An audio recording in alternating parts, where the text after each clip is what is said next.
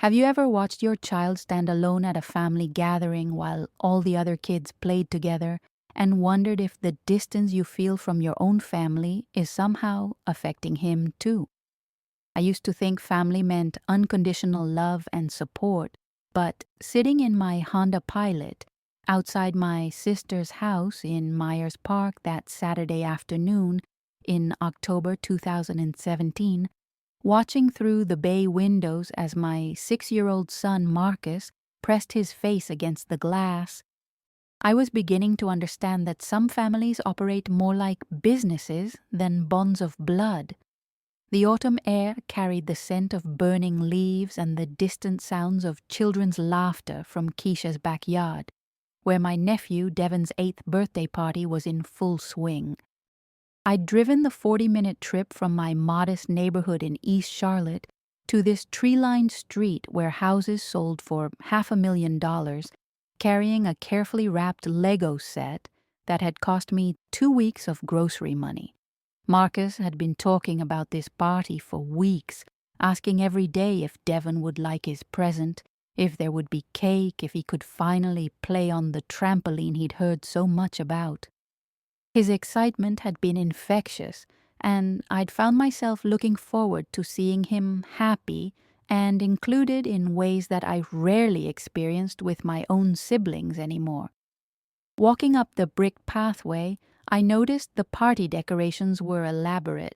Professional balloon arches in gold and blue, a bounce house that probably cost more than my monthly mortgage payment, and tables draped in linens that looked like they came from a wedding rental company. Keisha had always been the sister who did everything big, and I'd learned long ago not to comment on her spending habits or ask how she and Jerome afforded their lifestyle on his postal worker salary and her part-time job at the bank. Some questions, I discovered, were better left unasked in families like mine, where success was measured in appearances and where certain conversations could shift the entire dynamic of a room. The moment we walked through the front door, Marcus's hand tightened in mine. The house buzzed with activity. Adults clustered in the kitchen around platters of catered food, children running between the living room and backyard, and the underlying current of family politics that always seemed to hum just beneath the surface at these gatherings. My mother sat in her usual spot on the sectional sofa, holding court with my Aunt Patricia and Cousin Michelle, their voices carrying that particular tone that meant they were discussing someone who wasn't present. Keisha floated between groups with the practiced ease of a hostess who'd been planning this event for months, her smile bright and welcoming for everyone except, I noticed, Marcus and me. "Marcus, baby, go find your cousins," I whispered, giving him a gentle nudge toward the backyard where I could see Devon and his friends through the sliding glass doors. He looked up at me with those wide brown eyes that reflected both hope and uncertainty, then squared his small shoulders and walked outside with the determined stride of a child who wanted so badly to belong. I watched him approach the group of boys jumping on the trampoline, watched him wait patiently at the edge while they continued their game, watched the moment when Devon glanced at him and then deliberately turned away to start a new activity that somehow didn't include space for one more participant. That's when the familiar ache settled in my chest, the one that had been growing stronger with each family gathering over the past few years. It was the recognition that my son was experiencing the same subtle exclusion that had become my normal, the same sense of being peripheral to a family that never quite made room for us at the center of their celebrations. As a cardiac ICU nurse, I was used to life and death situations, used to making split-second decisions that mattered, used to being essential and respected in my professional world. But here, surrounded by the people who were supposed to love me unconditionally, I felt like an outsider, looking in, watching my child learn the same painful lesson that had taken me 31 years to fully understand. Standing in that beautifully decorated living room, listening to the sounds of laughter that didn't include my son, I had no idea that this particular family gathering would become the catalyst for a revelation that would change everything. I had no idea that the very generosity I'd been extending quietly for years would soon become the spotlight that exposed every uncomfortable truth my family had been avoiding. All I knew in that moment was that something had to change, because watching your child experience the same dismissal you'd grown accustomed to accepting was a pain I wasn't willing to normalize. The breaking point came during the gift opening ceremony, when Devon sat surrounded by a mountain of presents that would have fed a small country's toy store. Each gift was unwrapped with theatrical enthusiasm, with Keisha providing running commentary about how thoughtful each relative had been, how much Devon loved dinosaurs or video games or whatever the present happened to be. The adults gathered around with their phones out, capturing every moment of manufactured joy while Marcus stood behind the circle of cousins, too short to see over their heads, too quiet to push his way forward. When Devon finally reached Marcus's carefully wrapped Lego set, my heart hammered against my ribcage with the same intensity I felt during Code Blues at the hospital. I'd chosen that particular set because Marcus had told me Devon loved building things, had saved for weeks to afford the $80 price tag, had even helped me wrap it in the special paper with the silver bow.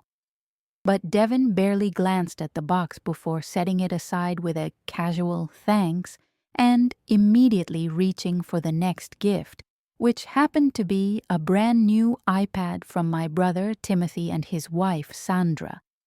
"Now, that's what I call a present," Timothy announced loudly, his voice carrying that particular smugness that came so naturally to him. "Devon's been wanting one of these for school, haven't you, buddy?" The adults murmured their appreciation, while Devon's face lit up with genuine excitement for the first time that afternoon. Sandra preened under the attention, making comments about how they'd gotten the latest model with all the accessories, how important it was to invest in a child's education, how they believed in giving gifts that really mattered. I felt Marcus's small hand slip into mine, and when I looked down, his eyes were bright with unshed tears. At 6 years old, he couldn't articulate the economics of gift-giving or understand why his present had been dismissed while his uncle's was celebrated. But he understood rejection with the clarity that only children possess. The injustice of the moment burned in my throat like acid, not just because of the money I'd stretched to afford that gift, but because of what it represented. Another instance of my contributions being invisible, while others received praise for far less sacrifice. The party continued around us with increasing momentum, as if the energy from Devon's excitement had infected everyone else. Jerome fired up the grill for hamburgers that smelled like they'd come from some premium butcher shop, while the adults settled into conversations about vacation plans and home renovations and private school enrollment fees that made my monthly nursing salary seem microscopic. I found myself calculating the cost of everything I was witnessing, the catered appetizers that probably cost more than my weekly grocery budget, the bounce house rental that exceeded my monthly car payment, the goodie bags stuffed with toys that would be forgotten by next week. But it was the conversation between my mother and Aunt Patricia that made my blood run cold. I'd been standing near the kitchen island, helping myself to a glass of sweet tea, when I heard my mother's voice drop to that conspiratorial whisper she used when sharing particularly juicy family information. "You know Simone's been having a hard time since the divorce," she was saying to Patricia, who nodded with the practiced sympathy of someone who thrived on other people's struggles. Single mother, working all those overnight shifts, trying to make ends meet. I worry about that child of hers not having a father figure. The words hit me like a physical blow, not because they were entirely untrue, but because they reduced my carefully constructed life to a stereotype of struggle and inadequacy.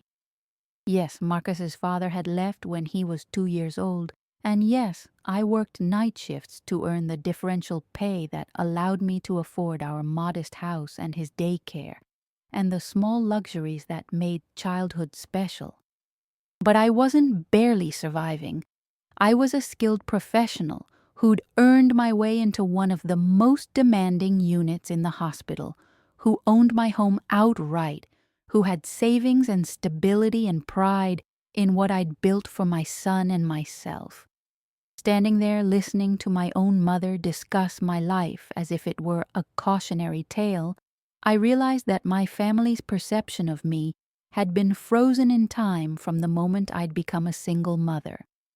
Nothing I'd accomplished since then, not the promotions, not the house, not the financial independence I'd fought so hard to achieve, had been enough to shift their narrative about who I was and what I was capable of. They saw struggle where I saw strength, limitation where I saw choice, and somehow that perspective had infected their treatment of Marcus as well. That night, after Marcus had fallen asleep clutching the small toy from his goodie bag, the only tangible reminder that he'd been at his cousin's party, I sat at my kitchen table with a cup of chamomile tea and finally acknowledged what I'd been avoiding for years. The pattern wasn't accidental and it wasn't going to change on its own. If I wanted my son to grow up understanding his worth, I was going to have to stop accepting less than we deserved, even if it meant confronting some uncomfortable truths about the family I'd been trying so hard to stay connected to. The revelation came 3 weeks later during a parent-teacher conference that had nothing to do with my family and everything to do with Marcus's academic progress at Charlotte Country Day School. I'd been paying his tuition there for 2 years, stretching my nursing salary thin because I believed in investing in his education, because I wanted him to have opportunities I'd never had, because the public schools in our district were overcrowded and underfunded in ways that kept me awake at night worrying about his future. Mrs. Henderson, Marcus's second-grade teacher, had called the conference to discuss his reading levels and social development, standard topics that I'd been expecting to navigate as a single parent, trying to ensure her child thrived in an environment where most families had vastly different resources than ours. What I hadn't expected was for our conversation to take a turn that would illuminate the shadow my own family had been casting over our lives for years. I have to tell you, Mrs. Henderson said, settling back in her tiny plastic chair with a warm smile that immediately put me at ease. Marcus has been such a joy to have in class this year. He's reading above grade level, he's kind to his classmates, and he has this wonderful curiosity about everything we study. You're doing an amazing job with him, and I know it can't be easy managing everything on your own. Her words wrapped around my heart like a warm blanket, the kind of recognition I rarely received from people who were supposed to know me best. We discussed his progress in mathematics, his love of science projects, his tendency to be quiet during group activities until he felt completely comfortable with his peers. Standard conference topics that filled me with the quiet pride that comes from watching your child flourish in an environment where learning is valued and nurtured. But then, Mrs. Henderson mentioned something that made my coffee cup freeze halfway to my lips. I have to say, it's been wonderful having so many of the Johnson children in our school over the years, she continued, flipping through a folder that seemed to contain more information than just Marcus's academic records. Your family's commitment to education is really admirable. Devon graduated from our elementary program and moved on to the middle school campus, and Aisha is doing so well in 4th grade this year. Malik in kindergarten is still adjusting, but he's got that same sweet personality that seems to run in your family. My mind went completely blank for a moment, processing what she'd just said. Devon, Keisha's son. Aisha, Timothy's daughter. Malik, my youngest brother Robert's child. All 3 of them attending Charlotte Country Day School. All 3 of them receiving the same private education that was costing me nearly $30,000 a year. All 3 of them somehow able to afford tuition that their parents' salaries shouldn't have been able to support. Mrs. Henderson, I said carefully, my voice steady despite the confusion swirling in my chest. I think there might be some mistake. My nieces and nephews don't attend school here. They go to public school in their districts. Even as I said it, I knew something was wrong with my assumption. The pieces of conversations I'd overheard at family gatherings suddenly took on new meaning. References to school projects and teachers' names and extracurricular activities that didn't match what I'd thought I knew about their educational situations. Mrs.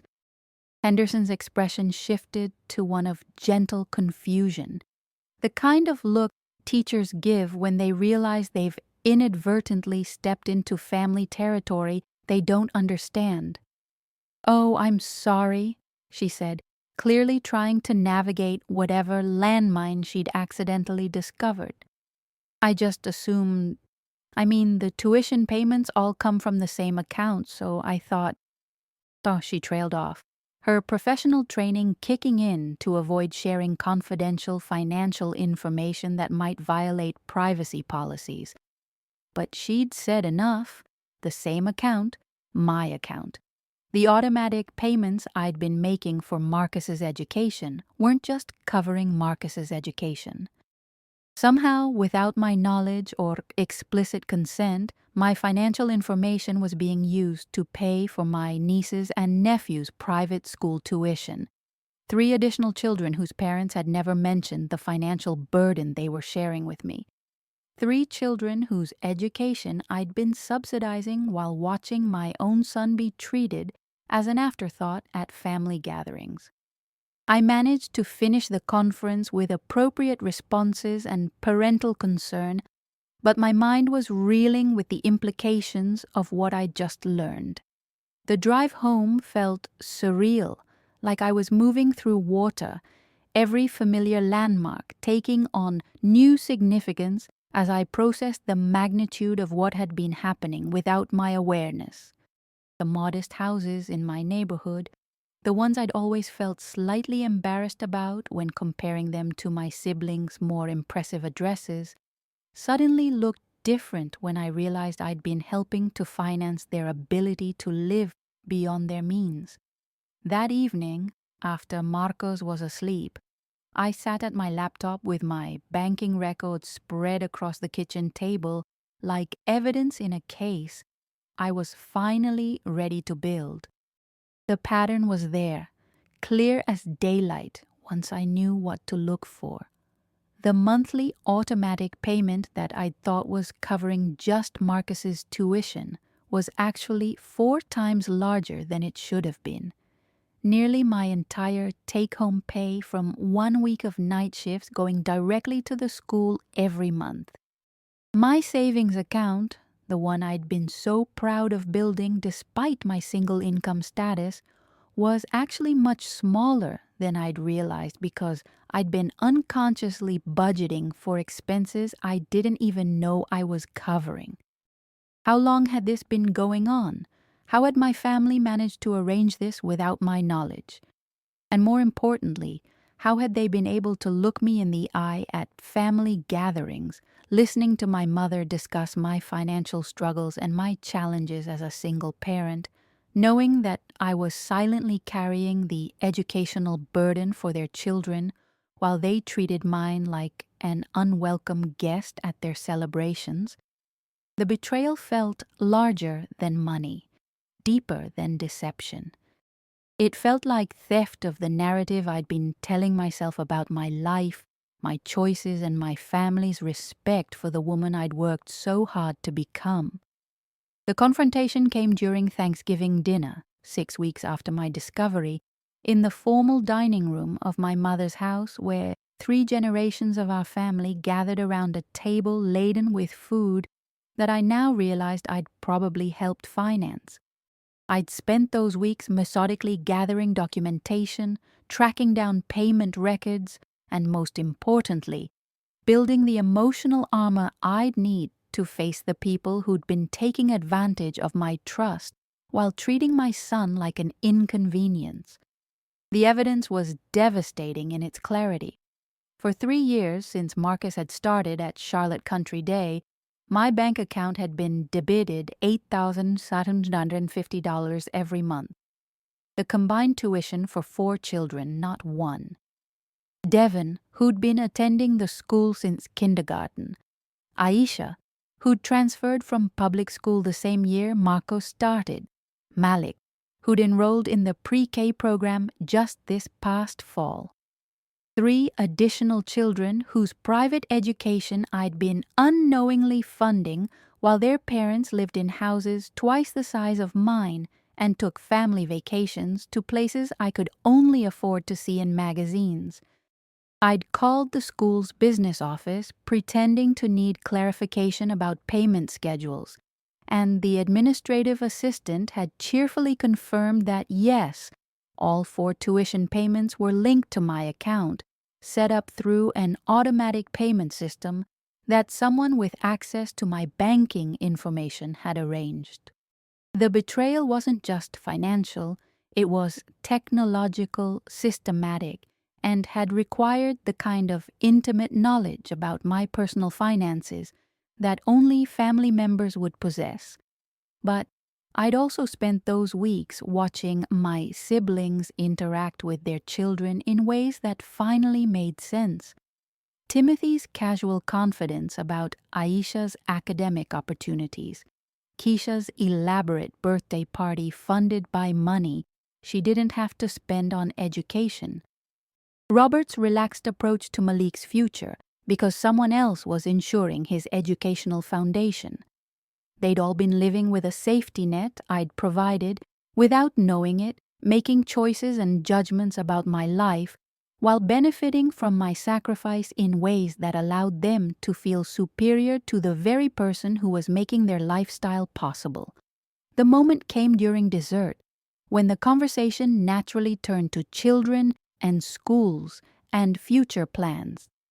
Keisha was describing Devin's acceptance into the prestigious middle school program, talking about how proud she was of his academic achievements and how expensive private school was, but worth every penny for a child's future.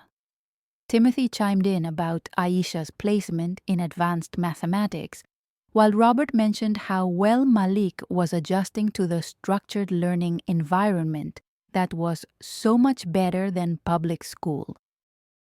It's amazing how well all the children are doing in their schools, I said, my voice steady despite the rage building in my chest. Especially considering the cost of private education these days, it must be such a relief to afford that kind of investment in their futures. The table went quiet for a moment. The kind of pause that happens when everyone suddenly realizes they're standing in a minefield, but no one knows exactly where the explosives are buried. My mother, ever the family diplomat, tried to redirect the conversation. Well, education has always been important to our family. We all make sacrifices for our children. Her words hung in the air like an accusation, the irony so thick it was almost visible. Sacrifices? Made by whom exactly? Speaking of sacrifices, I continued, reaching for my purse and pulling out the folder I'd been carrying for weeks. I had the most interesting conversation with Mrs. Henderson at Charlotte Country Day School. The blood drained from Keisha's face so quickly I thought she might faint, while Timothy suddenly became very interested in his slice of sweet potato pie. She mentioned how wonderful it was that so many Johnson children attended the school and how admirable our family's commitment to education was. I opened the folder and placed the bank statements on the table between the dessert plates and coffee cups, the numbers highlighted in yellow for maximum impact. Imagine my surprise when I discovered that I've been paying for Devon, Aisha, and Malik's education for the past 3 years. Nearly $35,000 a year coming directly out of my account, while I've been living on a budget so tight that I've been buying Marcus's clothes at Target and skipping meals to make sure he had lunch money. The silence that followed was deafening. Jerome pushed his chair back from the table as if he could physically distance himself from the revelation. Sandra stared at the papers like they were written in a foreign language. My mother's hands shook as she reached for her water glass, and I realized that she'd known. Of course she'd known. They'd all known. How? Was all I managed to ask, my voice breaking despite my determination to stay strong. How did you access my banking information? How did you set up payments without my knowledge? And how did you sit here month after month listening to you talk about my struggles as a single mother, knowing that I was supporting your children while you treated mine like he didn't belong at your celebrations?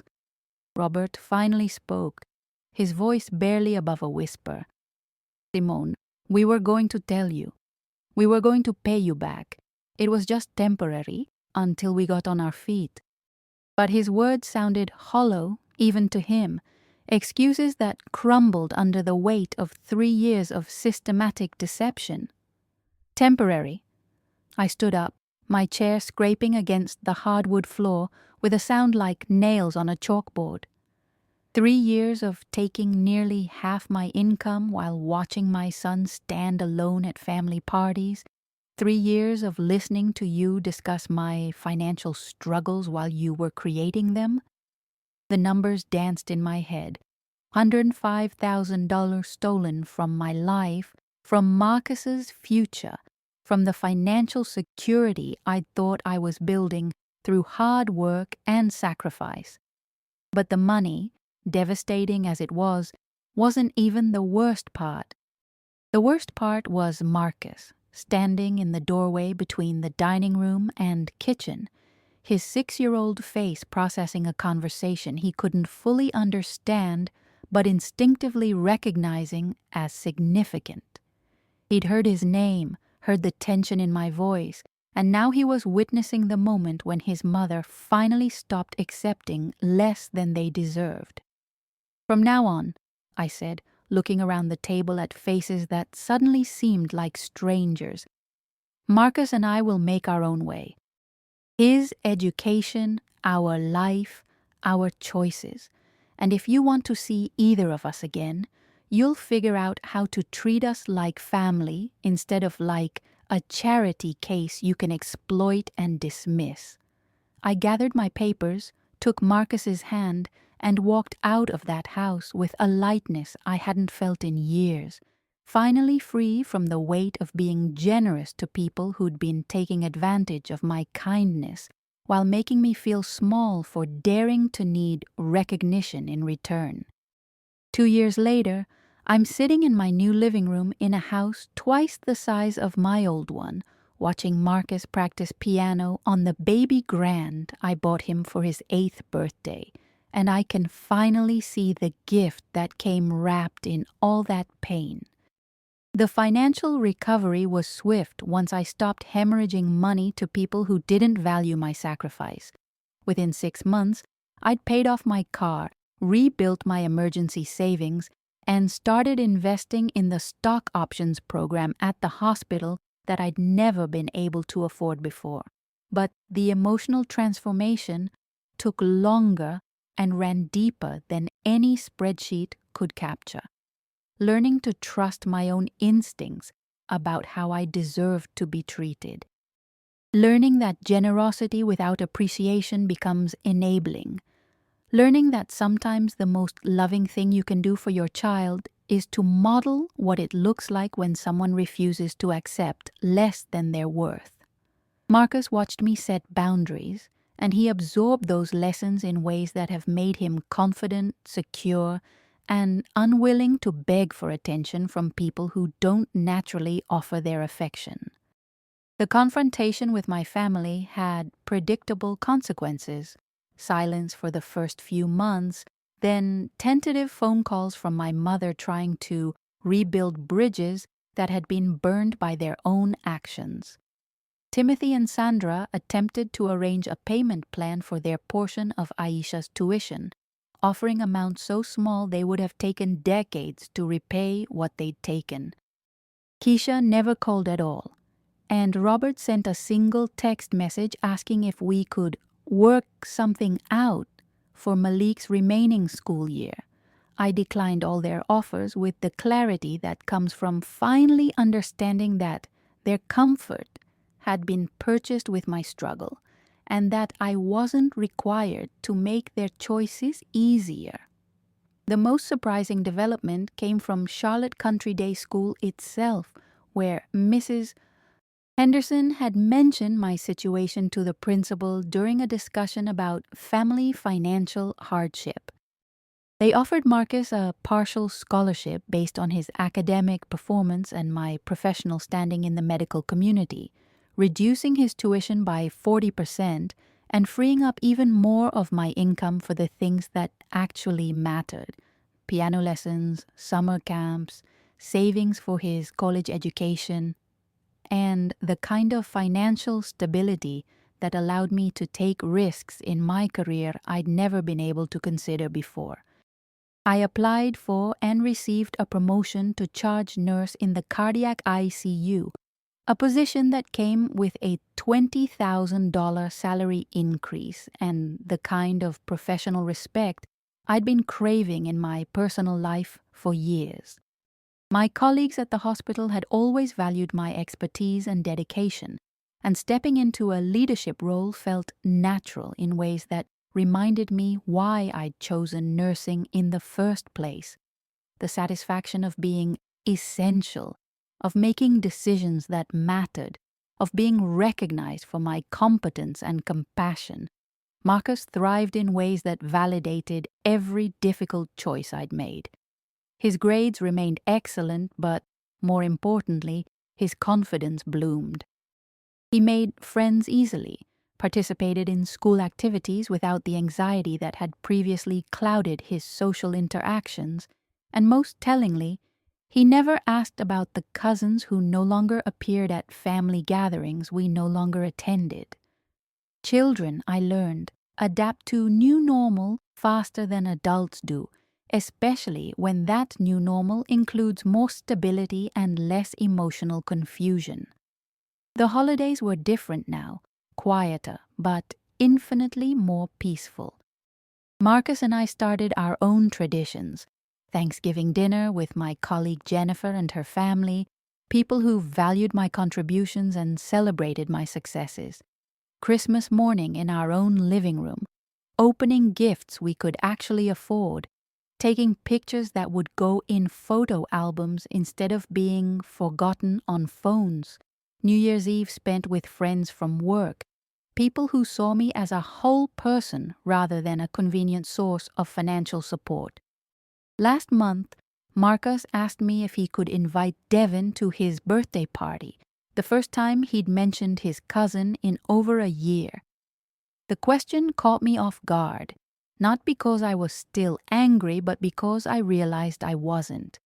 The rage had transformed into something more powerful: indifference to their opinion of me and absolute certainty about my worth. I told him he could invite anyone he wanted to celebrate his special day, and I meant it. Devin didn't come to the party. Neither did Aisha or Malik. Their parents never responded to Marcus's handmade invitation, which told me everything I needed to know about what they'd valued about their relationship with me. But Marcus barely noticed their absence because his party was filled with children who actually wanted to be there, parents who appreciated being included, and a celebration that reflected genuine joy rather than obligatory family performance. If you're reading this and you recognize something familiar in my story, the feeling of being taken for granted by people who should cherish you, the exhaustion of being generous to people who never return that generosity, the pain of watching your child experience the same dismissal you've learned to tolerate. Let me tell you what I wish someone had told me earlier.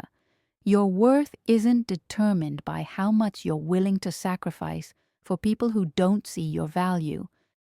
The family you create through your choices and boundaries will always be more nourishing than the one that expects your resources while withholding their respect. Marcus is 9 now, confident and kind and completely secure in the knowledge that he's loved and valued exactly as he is. He's never had to stand alone at a party again, never had to wonder why his presence wasn't celebrated, never had to watch his mother accept less than she deserved. That alone was worth every difficult conversation, every burned bridge, every moment of temporary loneliness that led us to this place of genuine peace. Sometimes the greatest gift you can give your child is the example of someone who finally learned to value herself enough to demand that others do the same.